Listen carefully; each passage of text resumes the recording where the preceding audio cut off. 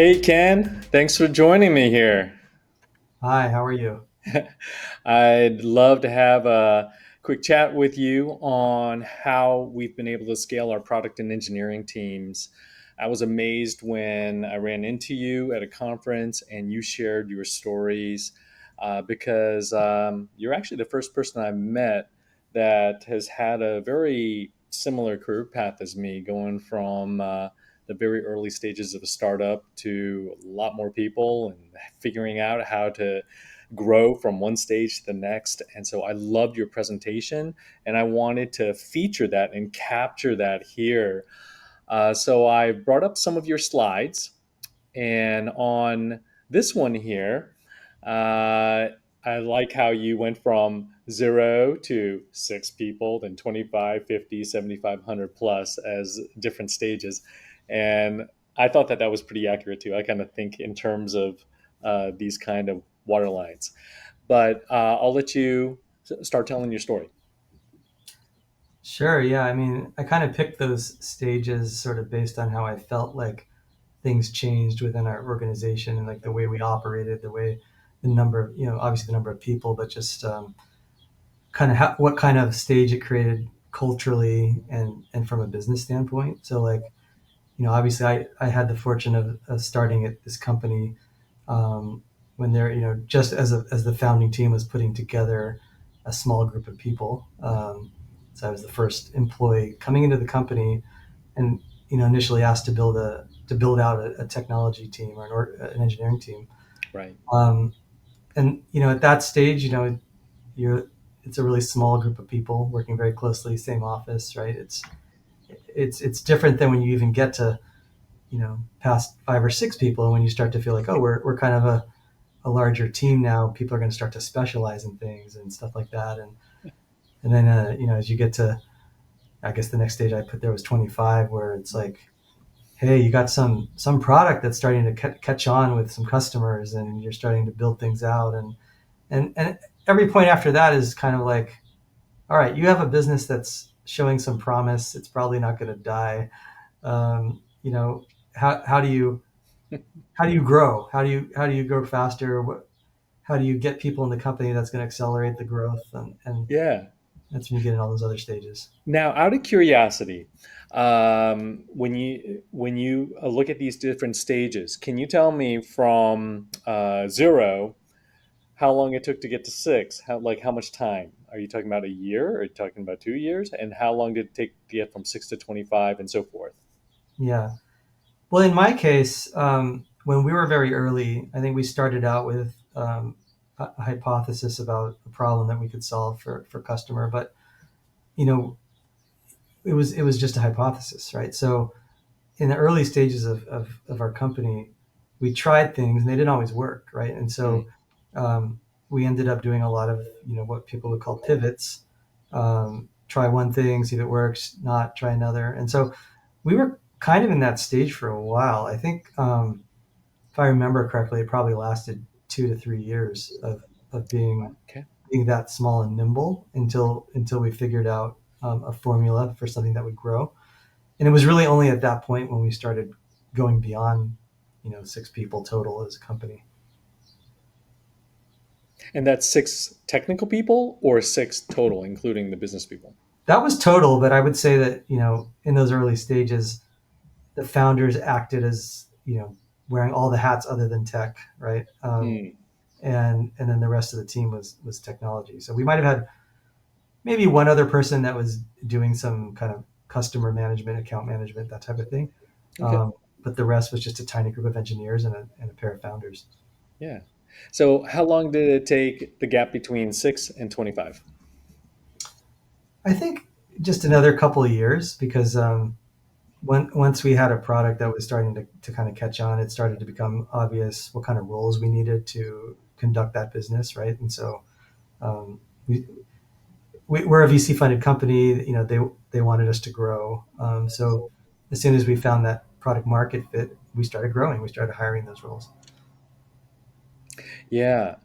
So let's dive into that.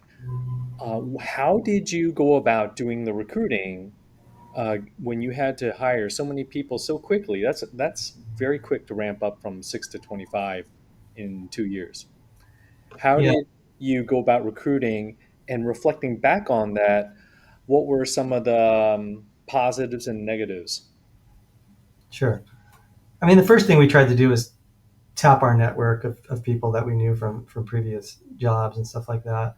But we also tried to just get the word out about what we were doing as a company in the local community. At that time there wasn't as much remote work as there is now, and we were Mm, primarily a in-office culture, and so we were looking for people in the tech community in our city, which was Santa Monica. Um, and back then, this was like around 2010, 11, something like that. Um, there were a lot of startups in Santa Monica, and there was kind of a scene there. A lot of people were referring to it as the Silicon Beach, and there were a lot of opportunities to go out and network with people. So we would really go to a lot of like tech startup type meetups and stuff like that, and try to get the word out. Um, we also were open to trying out ways of finding, just people that were out of school and were kind of hungry to do something new and exciting. mhm. So we tried to form some relationships with some universities. Um, they would invite us to come and present what we're doing at like career fairs or some of the just the student groups that they had that were introducing students to different kinds of jobs. And through that, we found some internship programs that we could take part in, and started to get in some people kind of fresh out of college to kind of help us. Okay. So when you reflect back there, what were some of the what would be some of the advice that you'd give to someone that's trying to scale their startup from 6 to 25? What are some lessons learned on your end in regard to recruiting and hiring? How did you get the good ones, and how later did you figure out how to reduce ineffective hires? We obviously did our best to put together a robust interview process. One that would hit on different aspects of somebody's experience, whether that be pure tech experience, like coding in specific platforms, but also just testing somebody's aptitude to absorb the domain, the business domain that you're working in. Testing somebody's enthusiasm, ability to wear many hats, because at the time we were smaller and needed people to do more. We even went as far as having people do some kind of peer coding type exercises, stuff like that. But in the end, like even with all of that, you end up with some successful and some not, and it's not always obvious which ones are going to work out and which ones aren't. Um, and I think it's just important as after you make the hire, is just as important to try to assess whether somebody's really working at the organization, and Hmm. making hard decisions about parting with people that just don't seem to be working out. And honestly, sometimes people that we didn't necessarily think were going to end up being the superstars emerged as the superstars, and Oh, really? and Yeah. sometimes people we had a lot of high hopes with, didn't work out. Sometimes for Yeah. just people relationship reasons. You never really know what you're going Oh, to get. yeah. Um, Oh, yeah. but I do think one of the important things, especially as you get to people with more experience, is checking references, taking the time to talk to people they've worked with in the past, and ask just some real basic questions that are so telling. Like, would you hire this person again? Yeah, you're right. Exactly. Why or why not, right? And not only reading into what they say, but into the body language that people have when they answer those questions. Yeah. Yeah.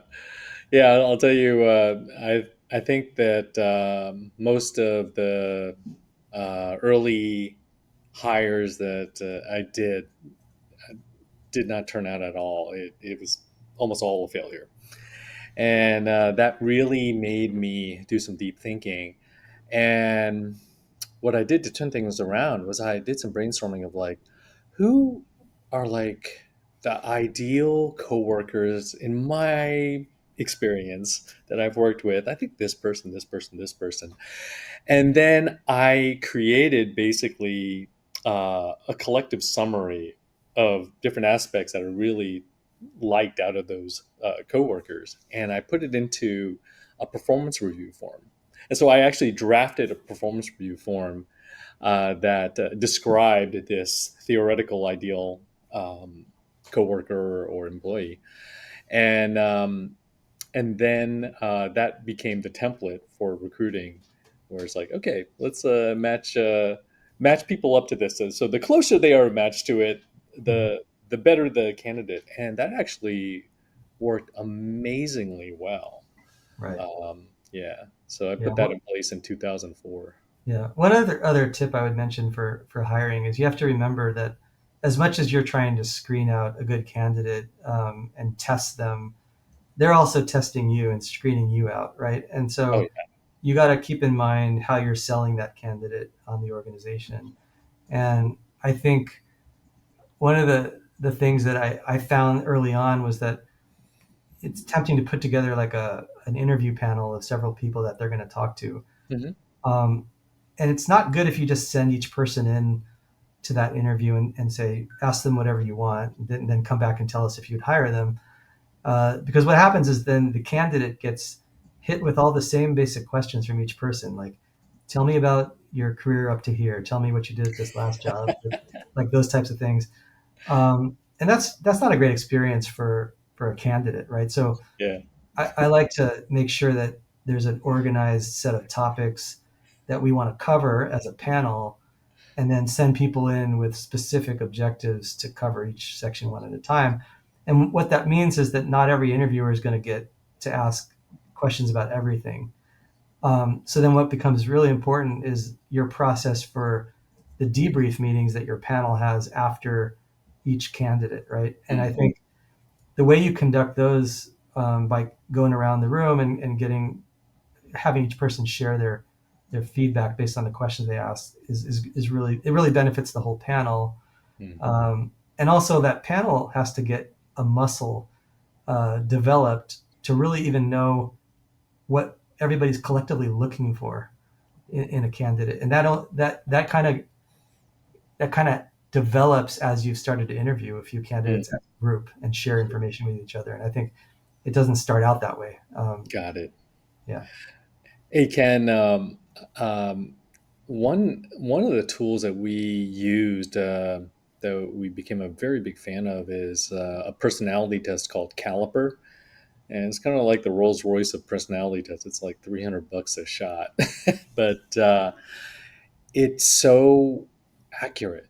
It's amazing, and by doing that, it gave us so much insight onto chemistry or potential non-chemistry of the recruits before we hired them.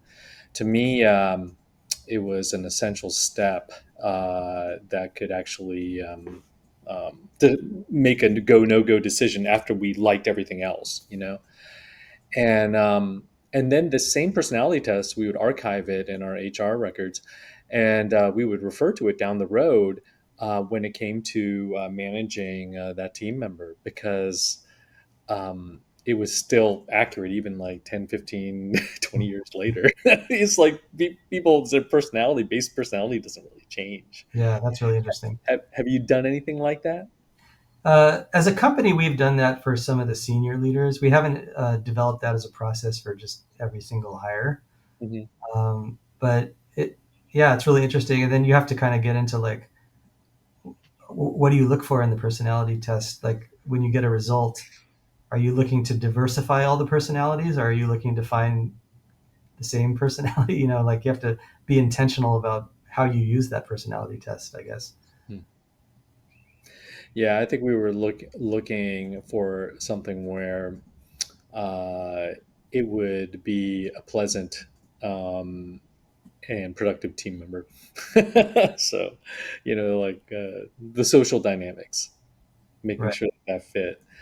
Yeah, it's a lot easier to measure technical fit, I think. Yeah.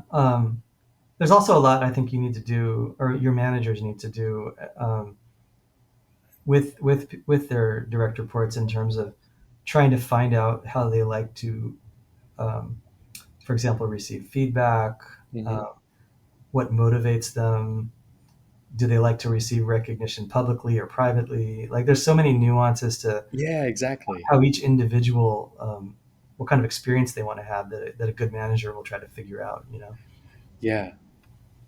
What's great is that these personality tests, they kind of like give you a lot of those kinds of very strong hints up front, so you don't have to do a lot of guesswork. that's So, great. Yeah. um, yeah, all right, let's get back to your story here. Do you want to share more things about the successful startup phase of going from 6 to 25? Um, at that stage, somebody who's in charge of the tech organization, their job kind of changes, right?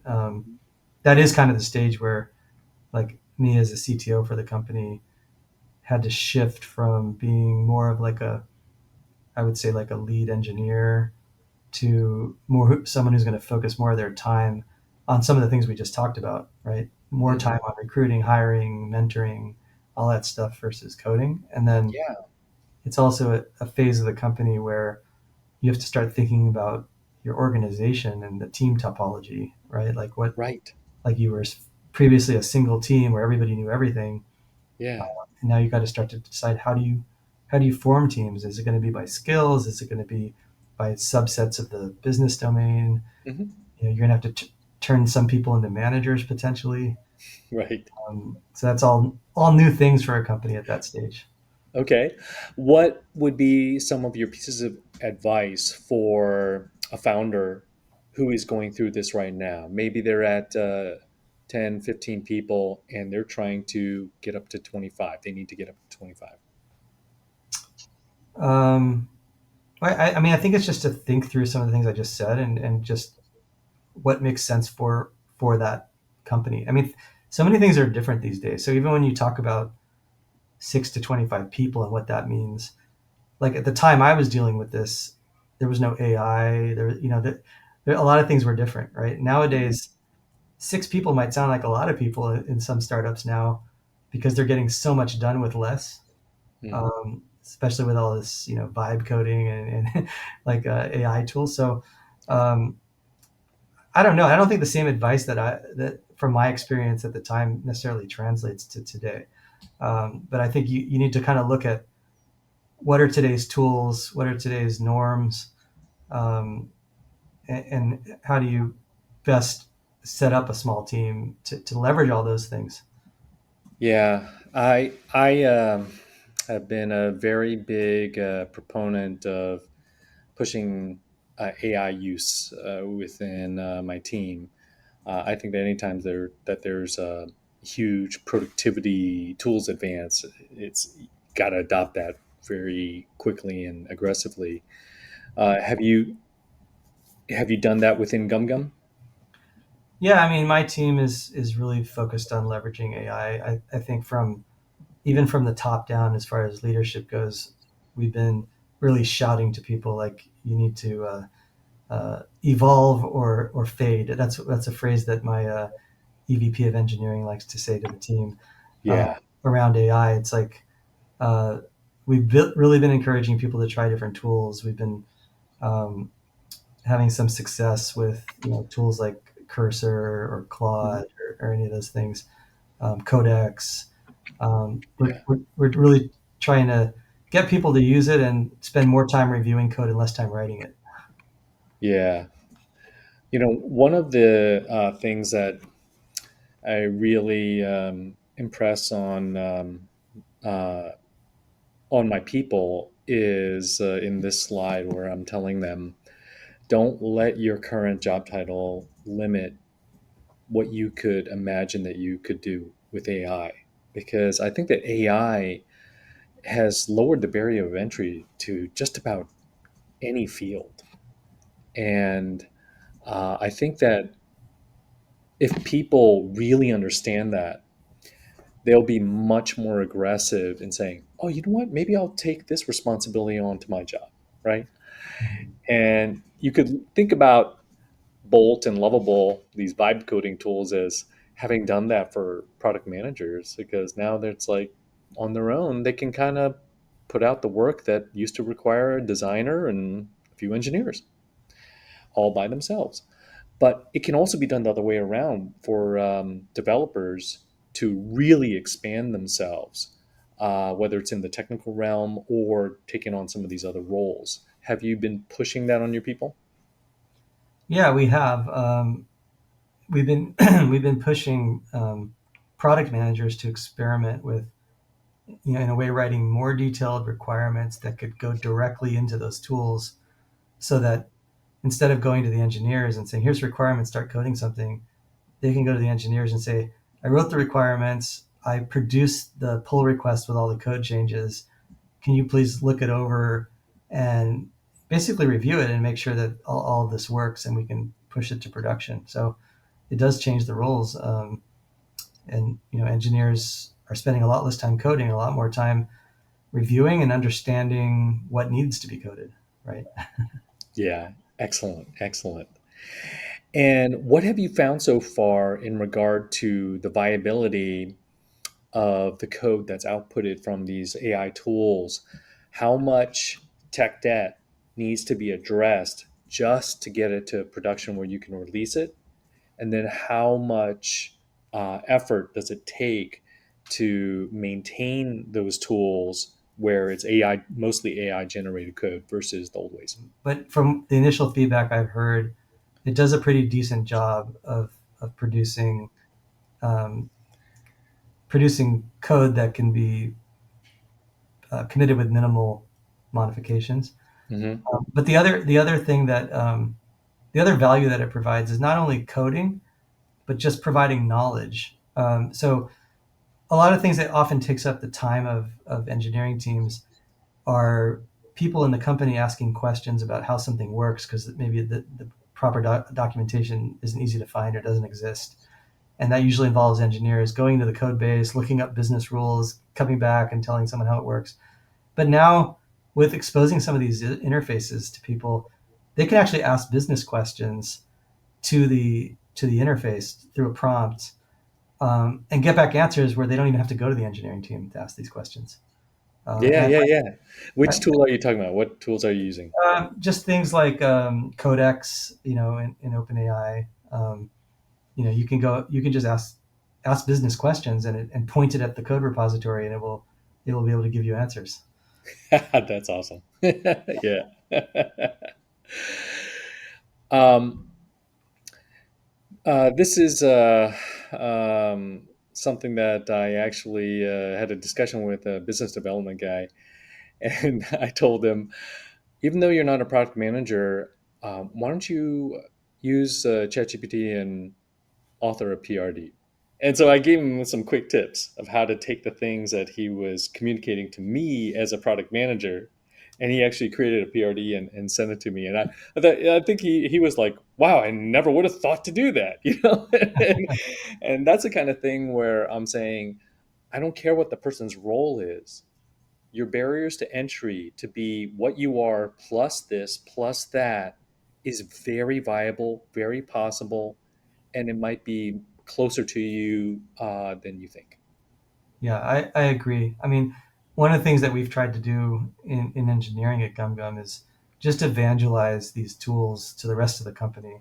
I mean, you're always going to have individuals across the company that are kind of tech forward people that are keeping track of all the latest, but you're going to find pockets of teams that just didn't even think to look for tools to make their jobs better. Yeah, And that's where, like, leaders in the org can kind of help champion the use of efficiencies in AI, and introduce these things across the org. And we have an engineering team that likes to do that. yeah. Let's go back to your presentation. The maturing startup phase, 25 to 50.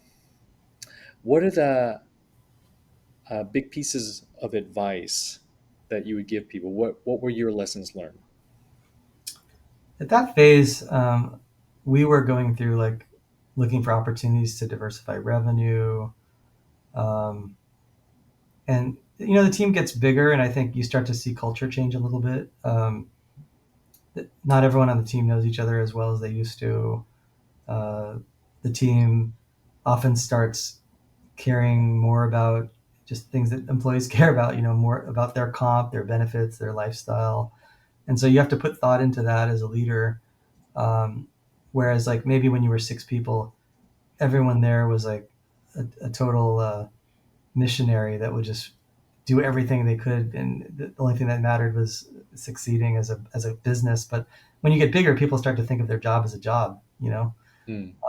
And so you have to come up with processes that recognize that and help people through that. And so, like, one of the things that we did was try to figure out how to do like a great recognition program, put together something formalized that would make sure people felt like they had a chance to evolve their careers, and learn. We would make sure that there was budget assigned for people to go to tech conferences so that they can stay on top of the latest and greatest, not only for their own benefit of feeling like they're growing, but for the company's benefit, because we wanted to make sure we didn't lose that edge of knowing what was the latest and greatest technology that we should be adopting. Um, yeah, and we've done some programs like passion days too, where we allow people to work on something of their interest once in a while, and then share that back with the group.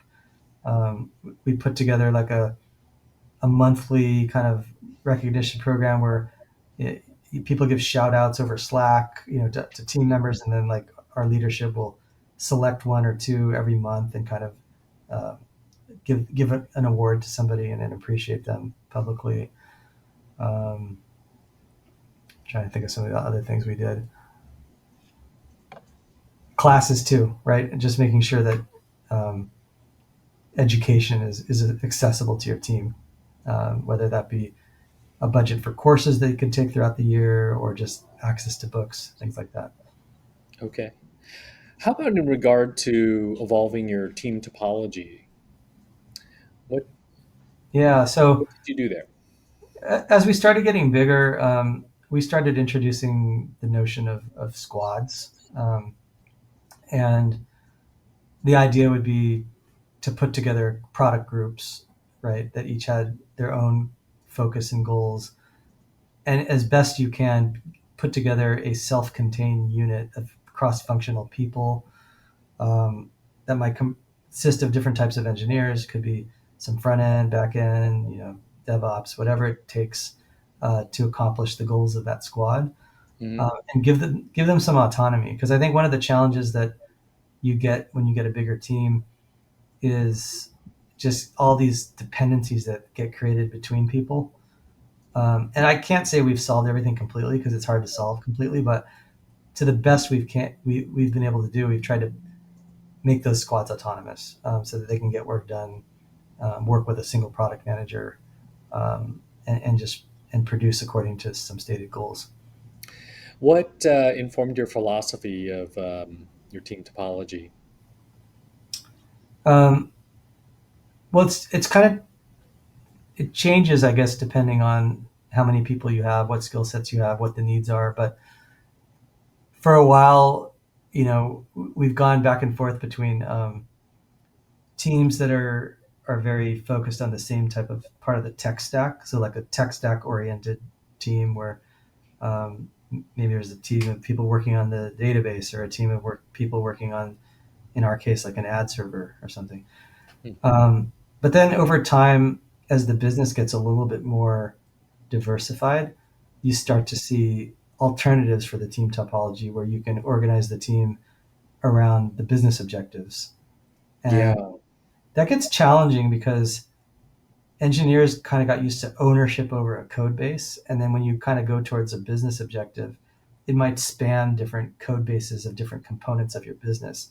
Hmm. And you have to start developing an ability for engineers to feel like they're sharing the code base with other squads who might be working on a different business objective. And so that's kind of the phase that we've gotten to as we've gotten larger. Okay.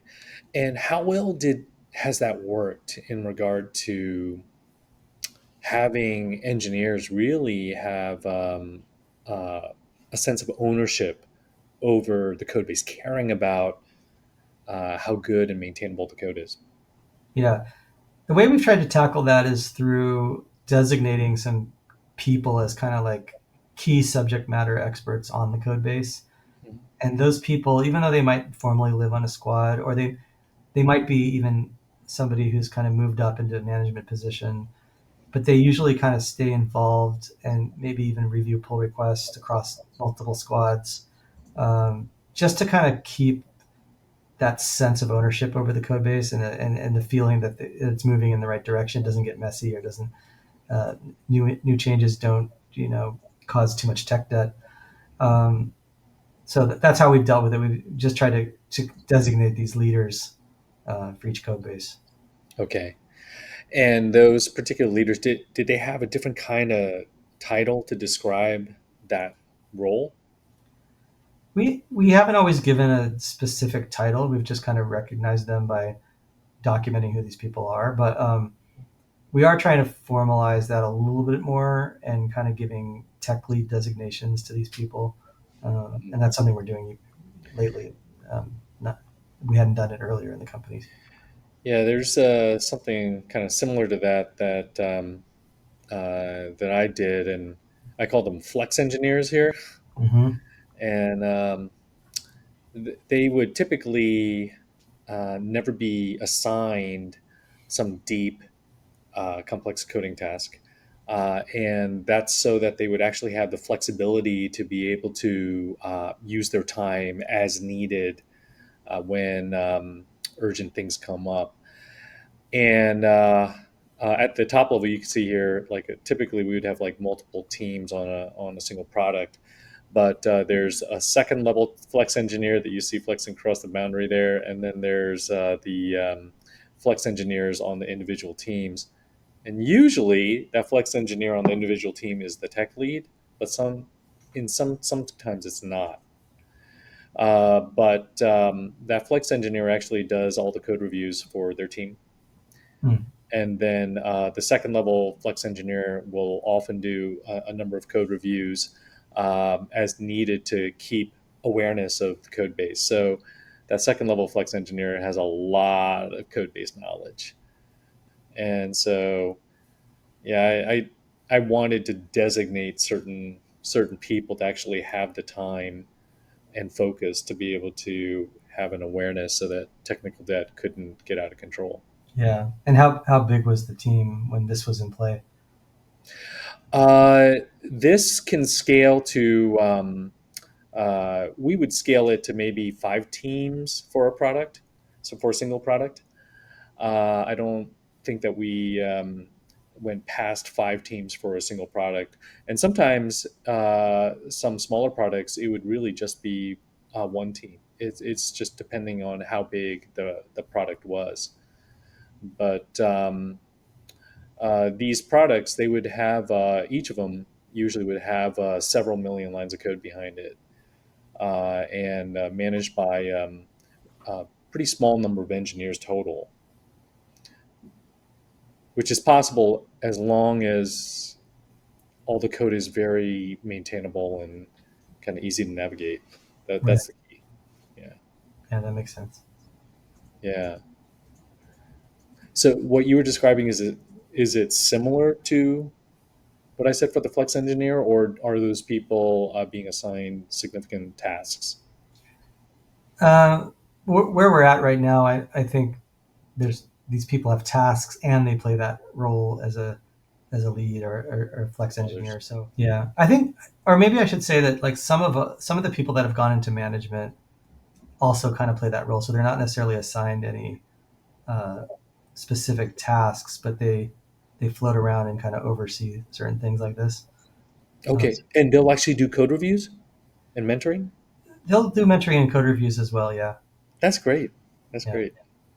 Yeah, yeah. So one of the things that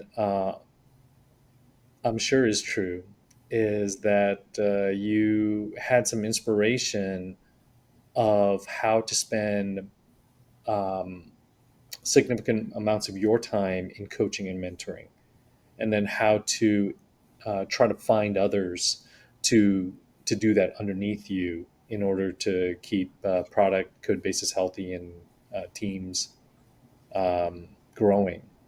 Can you tell me what your inspirations were and what some of your major um, positive reflections are on what you were able to accomplish? Yeah. Well, first of all, I should mention, like, as we grew, um, I started to veer more into the product side of things. Okay. So while I might have been doing some engineering coaching and mentoring, earlier in the Yeah. company history, um, luckily I kind of have like a technical co-founder within our department who really took up the side of being the engineering leader and has really developed a management team under him, that's doing all these things now. So I drifted away from it, Got it. and Got it. really focused more on product. Yeah. Yeah. Well, let's talk about the product side of things too. Yeah. So, tell me about what inspired you to make that shift from just pure engineering leadership into also being a product person. Yeah, I think I didn't know this when I was early in my career, but I think my motivations to be an engineer in the first place were because I had an interest in product, and Me too. what I really liked to do was build things that I was thinking needed to be built, Yes. um, and being able to do it myself, right? And so I think while I enjoyed learning how to be a good engineer and all the things around, software architecture and everything, as the business grew, and I wasn't going to be necessarily able to code as much, it was just natural for me to be more concerned with what we're building versus how to build it. Yes. And so I've just always been sort of entrepreneurial and interested in the business domains that I've worked in. Uh, Mm, and that just kind of led me further and further down the route of doing less coding and doing more about understanding the industry, the customer, and the strategy around our business, and then trying to leverage what I knew about what's possible to do from a technical standpoint and sort of bring that into the business to inform our strategy. yeah, absolutely. Yeah, that's another way that we're wired very similarly. I had an engineering degrees, but I was wired the same way. I actually, to me, engineering as on its own, a pursuit on its own is not very interesting. I really wanted to make products that would really impact the world, especially for defense customers. And so Mhm. that's where my passion is. But yeah, for me, I remember the when I was inspired to get into product. It was when I bought the first generation iPod. I just loved it so much, and I just examined and studied everything about it and the design and both the hardware and the software. It's just amazing, and I was like, wow, the way it makes me feel. I just love this product. I want to make products that people love like that. Yeah, yeah, it's fun. I mean, it's not for everybody, but it sounds like you and I are similar in the what motivates us and what we think about. Yeah. And that's what really inspired me to get into design. I just started studying every software application that I could get my hands on, and I would even go to Best Buy and study like car radios and printers. Just like browsing around the user interfaces, not buying anything. Just like, oh, that's how Canon does it. Wow, I like how Canon does that. And I would like infuse it into some of our products. That's great. How about you? Did you ever get into design? Yeah.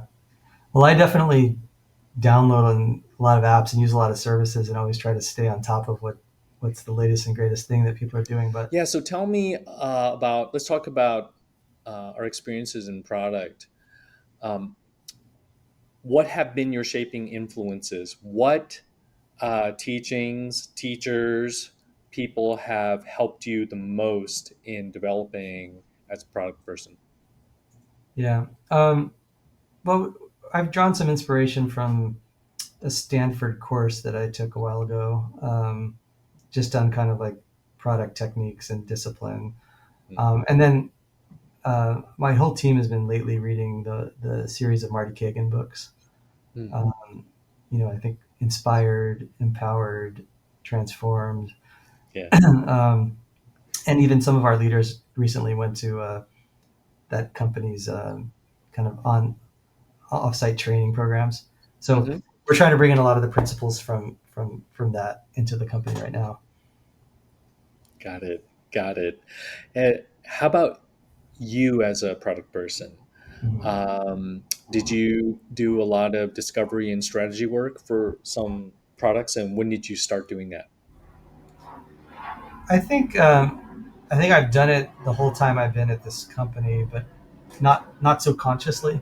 Hmm. Uh, it's just as you're trying to make a company survive for 17 years, you're going to be involved in talking to customers, trying to strategize, working with other executives Yeah. to do that. And so I think I just picked up a lot of that along the way. And then seeing what other people are doing and other, like what are other product leaders as I talk with them from other companies. I talk to them a lot on how are they doing things? What does their team look like? What, you know, how do they structure their process? And so I've picked up tips and stuff from peers. Got it. What what has been the your methods for making those connections? What are those? When do those interactions happen? Are they formalized or?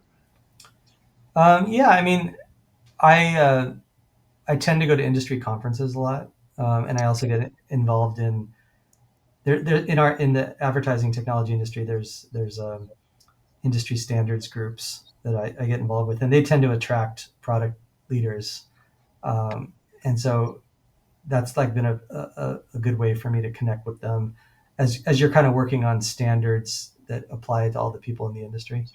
Hmm. And Okay. then, yeah, and then I see them at events, conferences, and stuff like that. Yeah. I was busy for like 20 years, just nonstop releases on multiple products. So it's like I would almost never go to conferences and get to meet people like you. So I'm really enjoying this last couple of years. Made a lot more friends and connections, and yeah, it's fascinating to just see how other people are dealing with the same kind of challenges, or even more exciting, learn about challenges that you haven't even experienced yet, but which you might, and learn, get some lessons learned from there. Which Yeah, is one of the big reasons why I'm doing this, because I feel like that there's a lot that you had to share that could be useful for people that are following in that same kind of path. yeah, yeah, Yeah, and I agree with you that the company sizes that you had there, the different levels. I think that those numbers are probably going to shrink in order to get to the same stage where you have the same problems, just because AI is allowing us to do more with less. But I still think that the same problems that you faced and went through with your company are still going to apply as startups grow.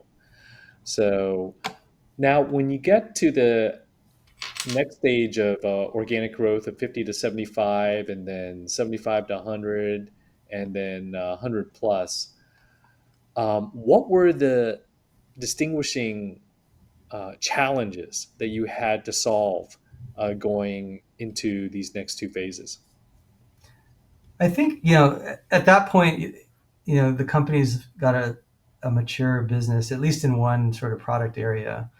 And I think what we face and what every company probably faces is that's when all the external factors start to affect your business, right? The technology in the world changes, the industry changes, and whatever you were doing that made you successful um, can always be in jeopardy of becoming irrelevant, right? Mm-hmm. Um, and so I think that's when the company has to start really thinking about how do we disrupt ourselves, and how do we diversify what we're doing. And that's why sometimes you can only get so far with organic growth, and you might have to look for opportunities to bring other companies with a slightly different focus or a head up on you on technology or something into the company. And we reached that phase where we started being more strategic about how to grow the company quicker through inorganic growth. Mm. And what were some of the successes and challenges in that area? Well, I think that the challenge is, I think, is like I mean, it's really figuring out how to integrate two companies where you have two cultures, you have teams in different places, you have duplicate leaders, you may have uh, duplicate parts of your tech stack or your platform. Um, at least that was the way it was in our case because we acquired companies with somewhat of a similar business model Hmm. to us, and what we were really trying to do was take advantage of synergies and market expansion and stuff like that. But the challenge is really just like it can be very disruptive to your own organic roadmap because a lot of time and energy starts to go into fitting two things together, you know. Mm. And for us, that kind of took a toll on a couple of years of our product development because we, instead of just coming up with things that were new on the roadmap, it was more about integration oriented activities. Oh, right. In the end, was it worth it though? Yeah, I mean, I think it achieved some of the financial objectives we had, right? We, as a company, we wanted to grow top line revenue, we wanted to grow EBITDA, we wanted to be in more markets, and that part was achieved. But it comes at that cost of giving up priorities that you may have had to do some of your own organic growth yourself. Hmm. It sets it back a little bit. Okay. Do you think that the leaders, if they had to go back in time, they would do it again? I think it probably depends which leaders you talk to. some, some leaders feel the pain of these things more than others, you know, Uh-huh. especially, and I would say I've heard that it's common for CTOs or CPOs to feel the pain even more um, Yeah, because they tend to get stuck with the nuts and bolts of how everything works and fits together. yeah. Um, so you know, a lot of times you'll hear people like me talking about the challenges, right? But if you talk to maybe people more on the commercial or financial side, they got the objectives they needed out of it, and so um, it can be more positive for them. Got it. So if you take a look at this list and you think about the challenges that are top of mind today versus that were top of mind several years ago when you were at an earlier stage, um, what are those challenges and how has it changed? That's a good question. Let me look at this real quick. Um, well, I don't know. My mind somehow, or my eyes somehow jumped to letter L, reducing engineering costs. That is something that gets more and more important as you grow. I think Hmm. because in the beginning, in an early stage company, I think the concern is more of growing fast, proving that you have a business that is worth growing, Uh-huh. and not so much important like how much your costs are at that time. Okay. But then as you grow bigger and bigger, the valuation of your company starts to matter, or starts to become more based on profitability, right? Than growth, or a combination of the two. Hmm. And that's where the effort around engineering costs can really start to make a difference to the company. So I think we've placed more and more effort on that as we've grown, and that's everything from becoming a more efficient team, to looking at outsourcing, Hmm. or to looking at just prioritizing projects that reduce hosting costs or server costs, right? Optimizations and things like that. Hmm. So that definitely grows. Let me find another one to talk about. I mean, obviously, tech debt management grows. I think that's an obvious one. It's very tempting for engineering teams to want to manage tech debt at an early stage. I've always been of the philosophy of like not wanting to put too much effort on managing it when something's new, because you don't really know the viability of that thing in the first place. So if you start investing so much into tech debt, but a year later that product doesn't make it or whatever, it Hmm. was kind of wasted time, right? Oh, absolutely. So Absolutely. I try to defer that into more mature product stacks or tech stacks Hmm. in terms of prioritization. Yeah. For my teams, I actually taught them all certain terminology of prototype mode and sustained mode. And a product team was always in one or the other. And so we always start off in prototype mode, and then that had a certain level of rigor, much less than a sustained product. And where we would switch it is where we were convinced, like, okay, this product's going to be around for like 5+ years. Oh yeah, this. All right, yeah, we can pretty confidently predict that. And Yeah. as soon as we made that prediction, I would go to the team and say, "This is now in sustained mode," and they would know, like, "Okay, now let's get rid of the tech debt and let's let's set things up and let's fill out all the unit tests because before Andrew allowed us to get away with 20% coverage, and so Yeah. because I would be like, find the very few modules, the 10% of the code where it must not fail because those are that's the core code. I want rigor on that, and everything else just wing it, until we find product market fit. Yeah, I totally agree. Um, Another interesting one is engineering cost clarity. Um, I don't think we had that in the early stages too much, but like again, as you get bigger and you start to need to understand your costs and explain to people, what kind of investment goes into some new initiative or something like that, you do start to need tools for that. You also need it for, um, the process of capitalizing software, Yeah. because it's at a certain stage as a leader, you're going to be asked, how much of your cost is should be capitalized versus is Mm, an operating expense. And mm, we have manual processes for this where you actually had to go talk to managers and ask them to make some estimates, and they were kind of back of the envelope, estimates on how much time somebody's time went to this versus that. But over time, we found some tools that really made that more objective and easier. So mm. if you get to a large enough stage where or that kind of stuff's important, I would recommend finding a good platform. To, And when it comes to tech debt, which kinds of tech debt do you feel like that give you the biggest heartaches? um, I think for us, it's like anything that's going to impact the ability to move faster, or like if the code gets too hard to understand, or it's like it's too much of a monolith and not enough of a microservices architecture that people feel like they can't change anything because it's going to affect too many things. I think that's important to address. I actually think a monolith kind of code structure works better when you're smaller Hmm. because you can deploy faster.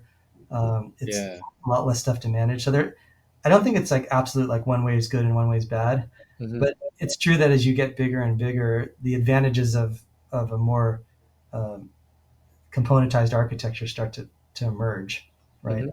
Hmm. But they come with disadvantages too. They come with overhead of maintaining and deploying and all that stuff.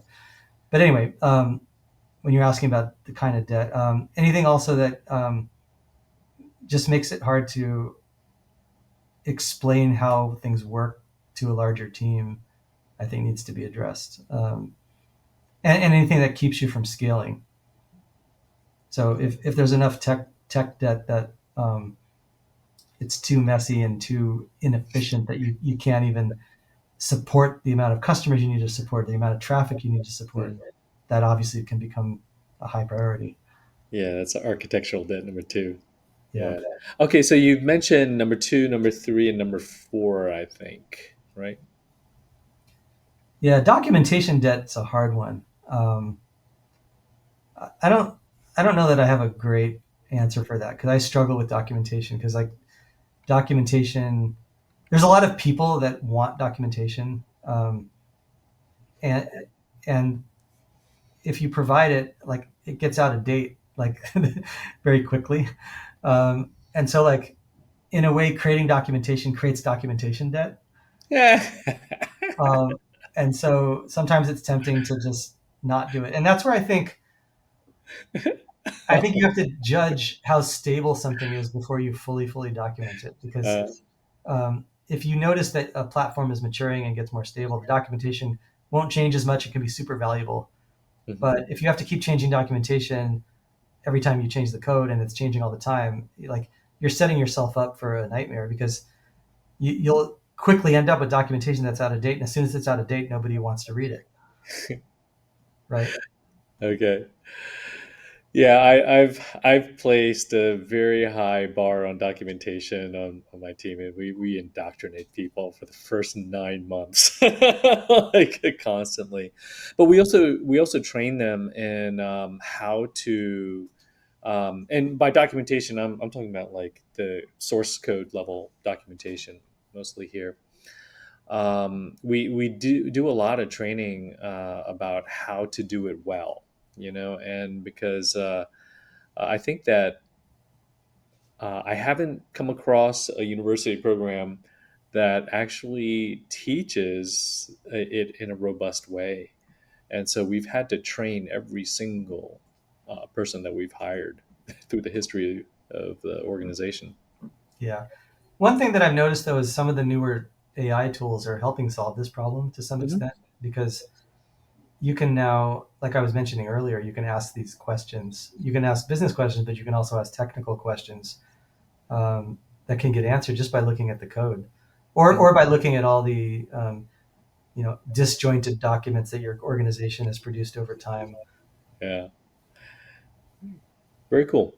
Um, Yeah, well, thanks for your time, Ken. It's a pleasure to get to know you, and I hope we have a lot more conversations in the future. Yeah, it was fun to talk to you, and you have a lot of interesting similarities to my journey and some good tips. So it was great to hear from you.